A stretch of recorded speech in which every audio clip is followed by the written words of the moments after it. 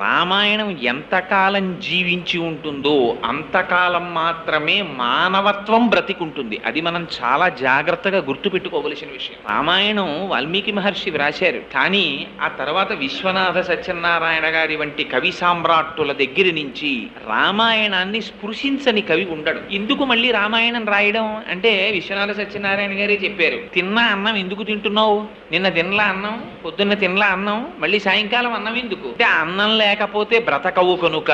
బాహ్యంలో శరీరం బ్రతకడం కాదు కావలసినది, లోపల మానవత్వం బ్రతకాలంటే రామాయణం జ్ఞాపకం ఉండాలి, రామాయణం వినాలి, రామాయణం చదవాలి, రాముణ్ణి 1కి 10 మార్లు ఆదర్శంగా గుర్తుపెట్టుకోవాలి. రాముడి యొక్క శీలము, రాముని యొక్క ఆ వ్యక్తిత్వము ఎంత కాలము మానవ జాతి స్మరించుకుంటుందో అంతకాలం మానవత్వం బ్రతికుంటుంది. మానవత్వం బ్రతికి లేనినాడు వాడు ఉపాధి చేత మానవుడేమో కానీ వాడికి